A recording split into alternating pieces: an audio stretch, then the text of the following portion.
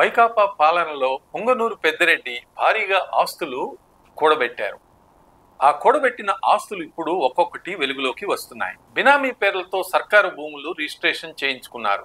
ఈయన గారు మంత్రిగా ప్రజా సంక్షేమం కంటే దోపిడీకి అధిక ప్రాధాన్యత ఇచ్చారని ఆ పార్టీ వర్గాల్లోనే ఘనంగా వినిపిస్తోంది.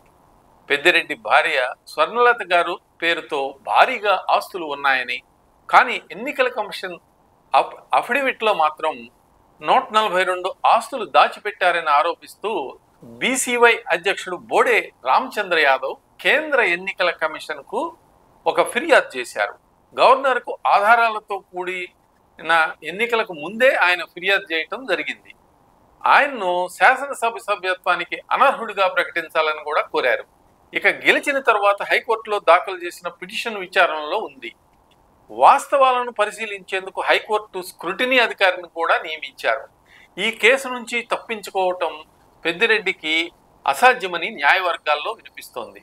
తెలుగు రాష్ట్రాల్లో పెను సంచలనం సృష్టించిన మదనపల్లి సబ్ కలెక్టరేట్లో ఫైళ్ల దహనం కేసుకు అనుసంధానంగా మరో 8 కేసులు నమోదు కావటం విశేషం. కర్నూలు రేంజ్ డిఐజీ కోయ ప్రవీణ్ ఈ విషయాన్ని ప్రకటించారు. ఈ 8 కేసులు ఏమిటి, ఎవరి మీద నమోదు చేశారు అన్న ప్రశ్నలు ఇప్పుడు మదనపల్లి ప్రజల్లో, రాష్ట్ర ప్రజల్లో చర్చనీయాంశంగా మారింది. మరిన్ని అప్డేట్స్ కోసం మా కాయ్ టీవీని సబ్స్క్రైబ్ చేసుకోండి. మా వీడియో కనుక మీకు నచ్చినట్లయితే లైక్ చేయండి, షేర్ చేయండి. మీ విలువైన అభిప్రాయాలను కామెంట్ బాక్స్లో తెలియజేయండి.